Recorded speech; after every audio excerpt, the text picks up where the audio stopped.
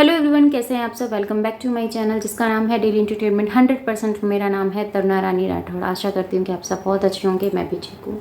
आज जो बात कर रही हूँ मैं आँखों के साथ आप लोगों के साथ इस बात को शेयर कर रही हूँ। इस बात को एक औरत होने के नाते, एक बेटी होने के नाते, एक माँ होने के नाते मुझे ऐसा लगता है कि आप लोगों के साथ मुझे शेयर करना चाहिए, क्योंकि ये ज़रूरी भी है।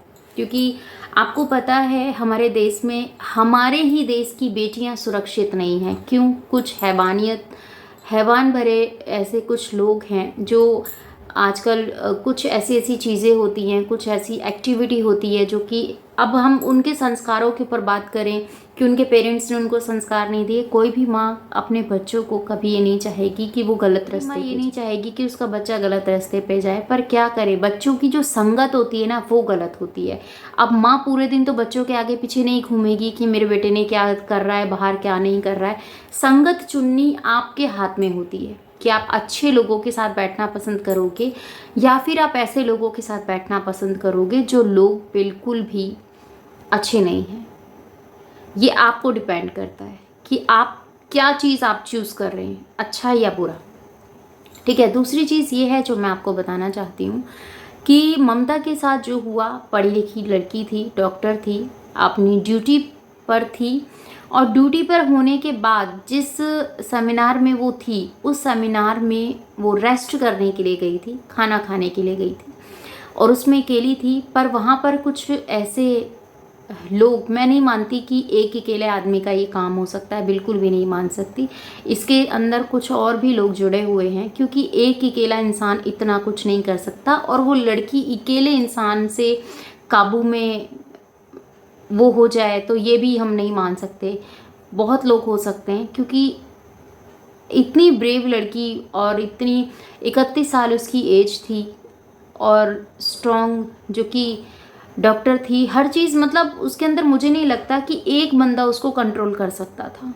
उसमें काफ़ी सारे लोग हैं, पर उन लोगों का नाम अभी तक उजागर नहीं किया गया है। क्यों? और जब ये बातें पहुंची सियासती में, तो आपको पता है वहाँ पर क्या हुआ। वहाँ पे राजनीति होने लगी, वहाँ पे ममता जी के बारे में बोलने लगे, वहाँ पे मोदी जी के बारे में बोलने लगे, वहाँ पे कांग्रेस को इंक्लूड करने लगे। तो ये सब चीज़ें होती चली गई और होते होते क्या डिसीजन निकला? कुछ नहीं।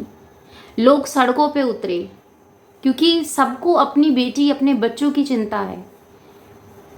एक पेरेंट्स अपने बच्चों के ऊपर विश्वास करके, अपने बच्चों को जहाँ भेजता है उनके ऊपर विश्वास करके वो अपना बच्चा उनको सौंप देता है।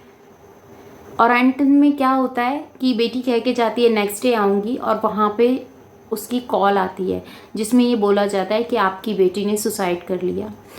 एक दिन पहले उसकी माँ से उसकी बात होती है तो माँ कहती है ऐसा तो कुछ था ही नहीं, बेटी बिल्कुल ठीक ठाक थी, मेरी बेटी बिल्कुल ठीक थी, ऐसे कैसे सुसाइड कर लिया, ऐसा क्या हो गया आखिर? तो कहा नहीं ठीक है आप आ जाओ जल्दी। तो फिर होता है, जिस हालत में उसके पिताजी ने उसको देखा, जिस हालत में उसके पिताजी ने अपनी बच्ची को देखा,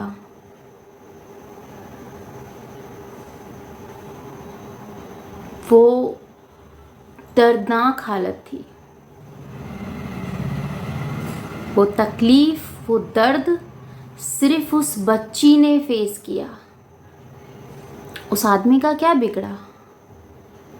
उसको उल्टी सीधी वीडियोस देखना पसंद था, उसको उल्टी सीधी मूवी देखना पसंद था। उसका जब पूरा चेक किया गया कि वो क्या है, उसकी मेंटलिटी क्या है, तो पता चला कि उसने अधेड़ शादी की हुई है, मतलब अनेक शादी की हुई है।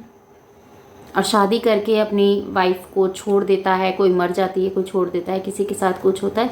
और एक वाइफ के साथ तो उसने ऐसी हरकतें की जिसको सुनकर उसको लगता है कि वो साइको है। और ऐसे साइको हमारे सोसाइटी में घूम रहे हैं। अब किसी के चेहरे पे तो लिखा नहीं है कि वो साइको है, हालांकि वो एक पुलिस की उसमें था, तो इसीलिए उसको परमिशन मिली गई थी कि हाँ आ जा सकता है। पर इतनी भी किसी को परमिशन नहीं देनी चाहिए कि वो आपके सेमिनार के अंदर तक चला जाए, क्योंकि आजकल इस तरीके के रूम बन रहे हैं, आजकल इस तरीके के हॉल बन रहे हैं कि इस रूम की आवाज़ नेक्स्ट रूम में ना जाए। कहीं ना कहीं मैं इसको टेक्नोलॉजी को सही भी कहती हूँ, कहीं ना कहीं मैं इस टेक्नोलॉजी को गलत भी कहती हूँ कि अगर उस रूम की आवाज़ जा सकती थी बाहर तो वो बच्ची बच सकती थी। जो दूसरों का जीवन बचाती है आज वो कुछ नहीं बोल पाई, उसका किसी ने सुना ही नहीं। उसका जीवन उसी हॉस्पिटल में, ना जाने उसने कितनों की जान बचाई होगी, उसी हॉस्पिटल में उसने अपना दम तोड़ दिया। अपनी आखिरी सांस उसने उस हॉस्पिटल में ली। तो आप ये बताइए, वो तो हमारे भारत की बेटी थी ना। रघुपुरा में कैसे कैसे केस होते हैं ये आप लोगों से छुपा नहीं है। वहां पे छोटी सी बच्चियों को नहीं छोड़ा जाता है। तो क्या लगता है आपको कि भगोड़े की बेटी सेफ है वहां पर? नहीं, बिल्कुल भी नहीं।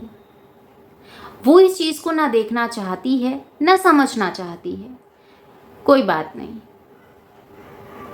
फिर भी हम दुआ करेंगे परमात्मा से कि हमारे भारत का नाम खराब ना हो इस औरत की वजह से, क्योंकि इसका मकसद ये है।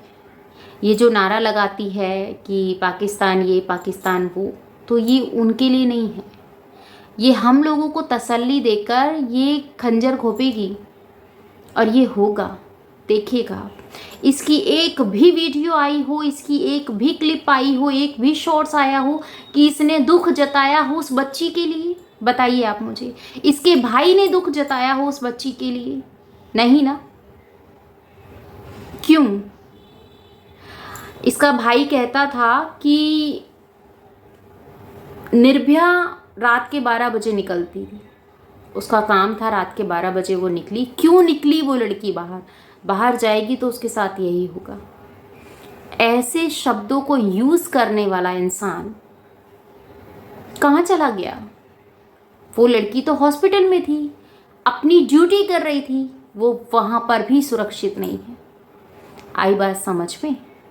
कहना आसान है, कुछ भी कह लो, पर उस पर अमल करना बहुत मुश्किल होता है। वो चीज़ें समझ में नहीं आती है और समझने के लिए दिमाग का होना ज़रूरी होता है। तुम्हारा क्या मकसद है क्या नहीं है, समय के साथ सब कुछ पता चल जाएगा, पर जो हमें लगता है वो हमने आप लोगों के साथ ज़रूर शेयर किया है। मैं अपने व्यूवर से ये बात पूछना चाहती हूँ, क्या लगता है आपको, क्या हमारे भारत में बेटी बचाओ बेटी पढ़ाओ ये नारा सिर्फ नारा ही रह गया है? मैं तो यही कहती हूँ, बेटियों के लिए कितना भी कुछ भी कर लो, कभी कुछ नहीं हो सकता।